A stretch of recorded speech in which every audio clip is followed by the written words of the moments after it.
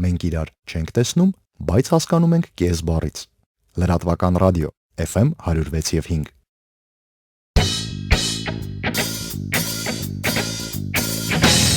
Բարև բոլորին, լրատվական ռադիոյի եթերում աշխատանքն է սկսում Արթուն փողերը։ Հաղորդում միջազգային բորսաների մասին տաղավարում ենք ես, Սաթեն Միքայելյանը եւ հաղորդման հեղինակ տրեյդեր Նորայր Մովսիսյանը։ Ողջույն։ Ողջույն Սաթեն։ Նախորդ հաղորդմանը մենք մի քիչ ներածական խոսեցինք առհասարակ բորսայից, այսօր ավելի կմասնավորեցնենք արժեթղթերը։ Փորձենք հասկանալ, մենք անցած հաղորդմանն խոսեցինք, որ ներդրումներ են կատարում արժեթղթերի մեջ ու այդպես շատ հետաքրքիր մեխանիզմներ կան, ինձ մոտ լիքը հարցեր են ժամանակ առաջացան, բայց թողեցինք այս հաղորդմանը։ Եվ այսպես ինչ արժեթղթեր կարելի է ձեռք բերել, նախընտրելի է, ասենք, կայուն մեծ խոշոր ընկերությունների արժեթղթերի մեջ ներդնել, թե ավելի խոստումնալից, օրինակ, ստարտափների։ Այս բոլոր հարցերի պատասխանները այսօր ես ակնկալում ստանալ Նորայրից, խնդրեմ։ Շնորհակալություն։ Հարցը իրականում շատ լայն է, փորձեմ շատ գլոբալից եմ սկսել, չէ՞։ Միգուցե սկզբում հասկանանք ինչ ասել է արժեթուղթ, որ հասկանանք, որ արժեթղթերի հետ ավելի հարմար է աշխատել։ Նախ կուզեմ, որ բոլորը իմանան ի սկզբանե, որ արժեթուղթ ասվածը դա ցանկացած պայմանավորվածությունն է, որը արձանագրվում է թղթի վրա եւ իր մեջ ներառում է որոշակի պարտավորություններ եւ իրավունքներ երկու կողմերի համար։ Այլ կերպ ասած, ցանկացած պայմանավորվածություն ֆինանսական հիմքի վրա դա կարող է հանդես գալ որպես արժեթուղթ։ Եթե խոսում ենք արդեն ընկերությունների արժեթղթերի ձեռքբերման մասին, որպես կանոն նկատի ունենք բաժնետոմսերի։ Այդ է տերմինոլոգիա, որը ինձ օրինակ, այսպես թե ես թյուրիմացաբար նույնացրեցի։ Հիմնականում նույնացնում են եւ դա շատ նորմալ է, որտեղ տարածված է շատ այդ ձևի կիրառությունը, իսկ կոնկրետ բաժնետոմսեր ձեռք բերելու համար ընտրությունը ճիշտն ասած շատ ազատ է յուրաքանչյուրի համար։ Այստեղ նորից անդրադառնում ենք ռազմավարությունների տարբերությանը, կախված թե ով ինչպես է մոտենում հարցերին, ով ինչ ծավալի եւ ռիսկայնության եկամտաբերություն է ուզում ստանալ եւ այլն։ Բնականաբար խոշոր ընկերությունների արժեթղթերի ձեռք բերելը շատ ավելի քիչ ռիսկային կարող է լինել, որովհետեւ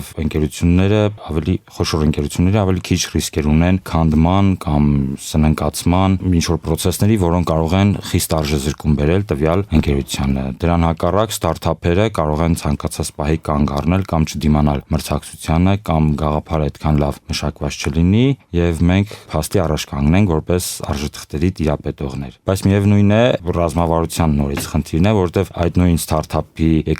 արժեթղթերի եկամտաբերությունը կարող է լինել շատ բարձր, ինչը չեն կարող ասել խոշոր ընկերությունների համար, եթե իհարկե խոշոր ընկերությունը չի աշխատում ագրեսիվ գործելավոճով կամ եթե չի աշխատում տեխնոլոգիաների ոլորտում։ Ինչու եմ առանձնացնում տեխնոլոգիաների ոլորտը, որտեղ այստեղ կան նոր ամբողջությունները շատ արագ են լինում եւ անդադ գալիս են նոր առաջարկներ, այստեղ երբեմն շատ մեծ է լինում աճը եւ եկամտաբերությունը։ Ես օրինակ կարող եմ բերել, օրինակ վերջին 10 տարիների ընթացքում Apple ընկերության արժեթղթերը արժևորվել են 6000%-ով։ Դա, չգիտեմ, սուպեր ցուցանիշ է, այո։ Եվ այստեղ խոսել մեծ ընկերության ցածր եկամտաբերության կամ բայց միևնույն ժամանակ արժեթղթերը համարվել են ցածր ռիսկային։ Այստեղ առհասարակ Apple ընկերության մասին կարելի է շատ երկար խոսել, որտեղ այնտեղ process-ները իրոք շատ հետաքրքիր են զարգանում եւ զարգացել միշտ։ Այդ իսկ պատճառով ես օրինակ որպես ներդրումներ կատարող նաև համարում եմ, որ Apple ընկերությունը ժամանակ առ ժամանակ բավական գայթակղիչ է յուրաքանչյուր ներդրողի համար։ Բայց այդ պարագային երևի պետք է մեծ քանակությամբ չէ բաժնետոմս ձեռք բերել։ Քանակությունը կախված է շոշափելի եկամուտ ունենաս։ Դա բնականաբար, որովհետև թողարկվում են ամեն ընկերություն թողարկում է ահռելի քանակությամբ արժեթղթեր, երբեմն դրան կարող են հատել 1 միլիոնի սահմանը, ու այդտեղ դու ունենաս 10 արժեթուղթ, բնականաբար այդ ամբողջ քանակի մեջ քո համամասնությունը բավական ցածր է լինում եւ համապատասխանաբար եկամտաբերությունը, բայց դա կախված է ներդրողի ֆինանսական հնարավորություններից, վիճելի խնդիր չի, ով ինչքան որ կարողանում է։ Ու իհարկե այստեղ այս աշխարհում կան շատ աջակցող ծրագրեր, առանձին ընկերություններ, ֆինանսական, ովքեր տալիս են քեզ, ովքեր վարկավորում են, որպեսզի դու գնես այդ արժեթղթերը, դա շատ լավ պայման է եւ շատ լավ գործիք է յուրաքանչյուր ներդրողի համար, որտեղ դու կարողանում ես վերցնել այդ գումարը մի քանի հարյուրապատիկ անգամ ավել գնես արժեթուղթ, քան քո ունեցած հնարավորություններն են, ու գործարքն ավարտելուց հետո դու անմիջապես վերադարձնում ես այդ վարկավորումը, բայց ստանում այն եկամուտը, որը ձևավորվել է ավելի մեծ ծավալից, եկամուտն ամբողջությամբ մնում է քեզ։ Իհարկե որոշակի միջնորդավճարներ ընթացքում նաև ունեցում ես։ Իսկ եթե հակառակը չես շահում, այսպես իհարկե կա ռիսկայնության բարձր մակարդակ մակարդակ կա, ինչքան որ վարկավորման ծավալը մեծ է, այնքան ռիսկայնությունը ավելի մեծ է, որտեղ կորուստները քո սեփական միջոցներից են գնում։ Դու պարտք չես մնում վարկավորող ընկերությանը, այլ կորուստները հենց հասնում են քո ունեցած գումարի սահմանաչափին, գործարքը ավտոմատ փակվում է, դու կորցնում ես քո գումարները, վարկավորող ընկերությունը հետ է վերցնում իր տված գումարը։ Այսինքն վարկավորողը ցանկացած պարագայում չի դժում, այստեղ դու ուղղակի որոշում ես կայացնում շատ եկամուտ ունենալու եւ բարձր ռիսկայնության գործելավոճի եւ հակառակի դեպքում։ Իհարկե ճիշտ ռազմավարության դեպքում եւ եթե դու ճիշտ գնահատես ռիսկերը եւ հաշվարկները, կանխատեսումները ճիշտ անես, վարկավորումը կարող է օգնել եւ դու շատ լավ հաջողություններ կարող ես ունենալ։ Եկեք շուկայի վերլուծության մասին առանձին հաղորդում պատրաստենք, կարծում դա բավական ծավալուն է, թե ինչպես են առհասարակ այդ շուկայի վերլուծությունը անում եւ մասնագետները եւ ինչ որ խորհուրդներ ոչ մասնագետներին, ասացիք, եթե ագրեսիվ խաղացող չես, ես այդ բառը ֆիքսեցի, ուզում հասկանալ տերմինը, ինչ ասել է ագրեսիվ խաղացող բորսայում։ Տեսեք, կան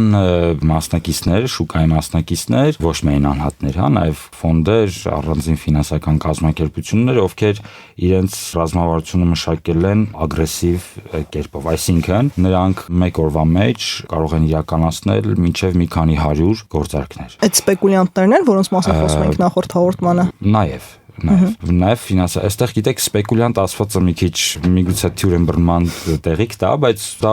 Ես արդեն հասկացա, որ այդ բառը դուք չեք սիրում, բայց ես ընդհակառակ ես սիրում եմ, ես չեմ սիրում Հայաստանում այդ բառի ընկալումը, որովհետև այսպես ժառանգություն ենք ստացել սովետական հասարակարգից, որ սպեկուլյանտները դրանք շատ վատ մարդիկ են, իրենք այս կամ այն անօրինական գործունեություն ու այն ժամանակվա օրենսդրությամբ կամ համակարգի համար միգուցե դա այդպես էր, բայց այսօր յուրաքանչյուր շուկայի մասնակից շուկայական տերմինոլոգիայով համարվում է սպեկուլյանտ, այսինքն մարդ ով առնում եւ վաճառում է փող կամ տարբեր ապրանքներ եւ դա նորմալ է։ Ինչպես եւ երկարաժամկետ, այնպես էլ կարճաժամկետ գործարքներ անողներին մենք կարող ենք անվանել սպեկուլյանտներ, որտեղ նրանց գործիեությունը նույնն է, ժամկետներն են եւ ծավալներն են տարբեր։ Ագրեսիվի դեպքում, ինչպես ասացի, իրականացնում ենք մի քանի 100 միջև գործարքներ մեկ աշխատանքային օրվա ընթացքում եւ այդ գործարքները հիմնականում հենց նույն աշխատանքային սեսիայում նաեւ փակվում են, այսինքն մենք առավոտյան դիցուկ գնում ենք այս կամ այն ընկերության արժեթղթերը, որը միգուցե վաճառենք նույնիսկ 5 րոպե հետո կամ 10 րոպե հետո կամ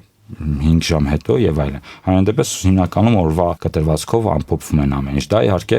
ագրեսիվ է եւ իրենց պահանջում է շատ լարված աշխատանք, որպեսզի դու ճիշտ պահին կարողանաս մտնես գործարքի մեջ եւ ճիշտ պահին դուրս գաս։ Այստեղ խնդիր կա համակարգերի լավ աշխատելու, որպեսզի դու չկորցնես այդ միլիվարկյանները նույնիսկ, եւ այստեղ խնդիր կա, որպեսզի քո գործարքների հրահանգները առավելագույնս կարճ ժամկետում հասնեն շուկա եւ հակառակը նաև հասնի քեզ։ Եվ այս առումով աշխարհում բավական լուրջ process-ներ են հիմա ընթանում, որպեսզի մշակեն նոր համակարգեր, որպեսզի արագությունները ավելի ու ավելի կարճացնեն, այդ ժամկետները ավելի կարճացնեն, որովհետև իրականում նույնիսկ 1 վայրկյանը նման շուկաներում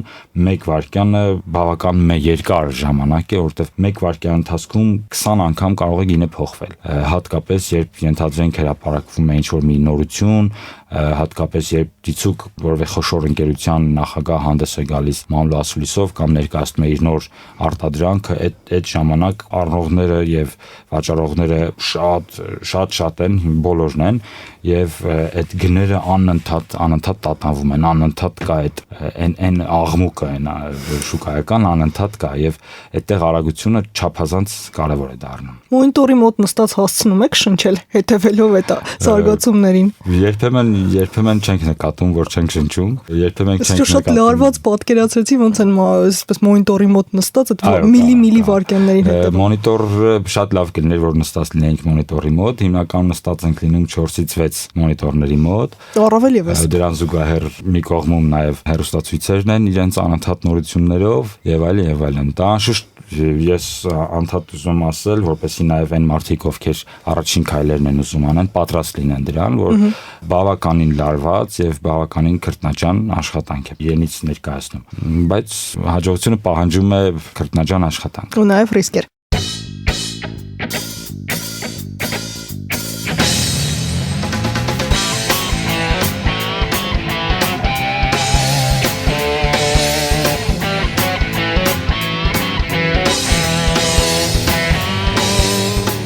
Լրատվական ռադիոյի եթերում շարունակվում է Արթուն փողերը, տաղավարում ենք Սաթեն Միքայելյանը եւ հաղորդման հեղինակ Թրեյդեր Նորայր Մովսիսյանը։ Արժեթղթերի իսկ մասնավորապես բաժնետոմսերի մասին ենք խոսում,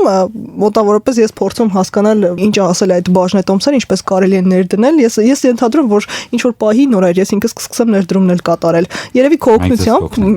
մեծ հաշվով, բայց ամեն դեպքում։ Հիմա մի կարևոր բան է, այ խոսում ենք խոշոր խաղացողներից շուկայում, որքանով որ ուսումնասիրեցի թեման, հասկացա, որ շատ տեղ ունի նաեւ նրանց հաջողության գործում ապատեղեկատվությունը շուկայում։ Այսինքն ուղղակի այն սխալ ինֆորմացիան, որը տարածում են, որի արդյունքում մարդիկ, ովքեր իրական ինֆորմացիային տիրապետում են, դե հասկանում են դրանք դարձյալ խոշոր խաղացողներ են, շահում են մեծ փողեր։ Հիմա այսպես ոնց է աշխատում այդ մեխանիզմը, ինչ ապատեղեկատվություն օրինակ կարող են լինել։ Նախ կուզեմ ասել, որ շուկաների ստեղծման առաջին իսկ օրվանից բավականին մեծ պայքար է տարվում այս ապատեղեկատվության եւ ներքին տեղեկատվության տիրապետման եւ դրա վրա հիմնվելով գործարքների իրականացման ուղղությամբ։ Դա իհարկե մեծ խնդիր է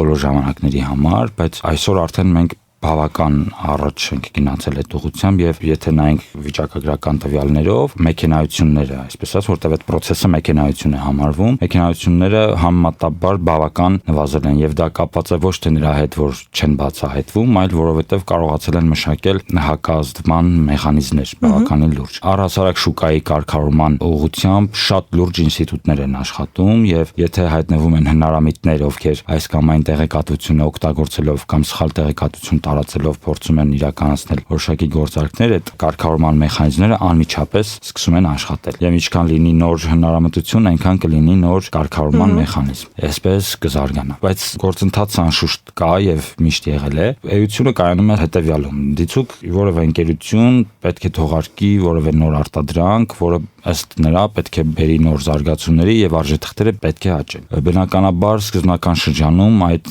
գործունեությունը գաղտնի է պահվում, որպեսզի ժամանակից շուտ այդ process-ները արժևորման եւ առհասարակ արժեթղթերի այդ առողջարքի process-ները ժամանակից շուտ չսկսվեն եւ կապիտալիզացիայի մասով տեղաշարժեր կամ ցնցումներ չլինի ընկերության համար, բայց բնականաբար կան մարդիկ, ովքեր տիրապետում են այդ ընկերությանը, ովքեր տանում են այդ գործընթացները առաջ։ Եվ ահա այդ մարդիկ երբեմն որոշում են, որ ունենալով տվյալ տեղեկատվությունը կկարողանան 3-րդ, 4-րդ, 5-րդ անձանց միջոցով իրականացնեն գործարքներ, որոնց հետագայում կբերեն ահռելի եկամուտներ եւ իրենք մասը կունենան այդ եկամուտից։ Սա է հիմնական process-ը։ Դիցուկ ընկերության տնօրենը իմանալով, որ ինքը պիտի թողարկի նոր հեռախոս, ենթադրենք, եւ դա պիտի ակտիվացնի շուկան արժեթղթերի իր ընկերության մասով, նա այդ տեղեկատվությունը նախորդ կհայտնի 5-րդ անձի միջոցով 6-րդ տրեյդերին, ով գնի մեծ քանակությամբ արժեթղթեր, որոնք 10 օր հետո կամ 2 ամիս հետո բնականաբար կարժևորվեն եւ կստանա, որը չէր կարելի կանխատեսել սովորական կանխատեսման կամ վերլուծական մեխանիզմներով, որտեղ մինչ այդ դիցուկ ընկերության գործերը վատ էին գնում եւ ոչ ոք չէր սպասում այդպիսի զարգացումների։ Լինում են այսպիսի բաներ, բայց գիտեք, վախենալ դրանից եւ չանել գործարքներ շուկայում դա անշուշտ սխալ է, որովհետեւ բոլոր ոլորտներում այս կամ այն ձևով հնարավոր է մեքենայություններ իրականացնել եւ ստանալ գերշահույթներ։ Անշուշտ կգան կարգավորող մեխանիզմները, մարմինները, կառույցները, ովքեր ի վերջո կբացահայտեն դա եւ տեղի կունենային, ինչ երբեք չէր ուզի նույն այդ ընկերության տնօրենը կամ բոլոր այն մարդիկ, ովքեր մասնակից են եղել դրան։ Մեխանիզմը հիմնական դա է։ Մյուս դեպքում էլ տարածում են ապատեղեկատվությունը, որ կլինի սա կամ չի լինի սա։ Ենթադրենք ընկերության տնօրենը վատառողջ է եւ շուտով կմահանա, ընկերությունը առայժմ նոր տնօրինող չունի եւ այլն եւ այլն։ Ես տարական օրինակներ եմ բերում, որպեսզի ավելի པարզ լինի բոլորիս համար։ Դա բնականաբար սկսում են ազդել ընկերությունների վրա։ Շատ դեպքերում դա արվում է մարքեթինգային նպատակներով, արվում է մրցակիցների շնորհիվ եւ այլն, բայց շուկան ապրում է մինչեւ այսօր եւ կապրի, ես վստահ եմ, քանի դեռ կա ընդհանրապես ֆինանսական համակարգը, հենց նրանով, որ գոյություն ունեն այդ մեխանիզմները, ովքեր հնարավորինս զսպում են նման դրսևորումներ։ Պատժամիջոցները բավականին խիստ են, շատ խիստ են նման բացահայտվելու դեպքում, եւ այստեղ միշտ երբ դու քայլ ես անում կամ որոշում ես, միշտ պետք է կշերքի նժարի վրա դնես, արդյոք արժե դա անել, որովհետեւ պատասխանատվությունը, որը հնարավոր է դու կրես, բավական խիստ է լինելու։ Այ մենք հաղորդման առաջին հատվածին խոսում ենք, որ խոշոր ընկերություններում ներդրումները բավական կայուն է, հա։ Կարող ենք մի քիչ թվերի լեզվով խոսել, հա։ Օրինակ Օրինակ, ասենք այն ամենահայտնի ընկերությունները, որոնցում ներդնում են նաև մեր հայրենակիցները, այս գիտեմ դրանք Facebook-ը, Google-ը, հա, միջին հաշվարկով, ասենք, որքան կարող եք կազմել տարեկան եկամուտը, եթե իհարկե տիրապետում ես թվերին։ Իհարկե տիրապետում եմ, ես ինքս էլ այդ ամենից զերծ չեմ մնում, բայց գիտեք, միջինացված թվերի մասին խոսելը ճիշտն ասած սխալ է։ Քանի որ խոսել էինք հենց Apple ընկերության մասին, ես զուգահեռաբար մի փաստ եւս կուզեմ ասել։ Տեսեք, 10 տարում ունեցել է 6000% եկամտաբերություն, այսինքն արժևորվել են 6000%-ով արժեթղթերը, բայց աշխատանքային օրերի 50%-ի մոտ 50%-ում այդ արժեթղթերը նվազող են եղել, արժեզրկվող են եղել։ Այսինքն եղել է արժեզրկում, հետո կտրուկ արժևորում, հետո որոշակի արժեզրկում ու կտրուկ արժևորում։ Այսինքն միգուցե 1 տարի շարունակ բոլորի մոտ արժեզրկում էր գնում եւ բոլորի մոտ կորուստներ էին, բայց հետո լինում էր ենթադրեն 200%-ով արժևորում այս կամ այն պատճառով։ Դրա համար միջինացված թվերի մասին իրականում շատ դժվար է խոսել։ Հենց նույն Facebook-ի մասին, երբ մի քանի տարի առաջ Facebook-ը ահռելի քայլերով արժևորվում էր ընդհանրապես ընկերությունը եւ արժեթղթերը շատ բարձր եկամուտներ ունեին,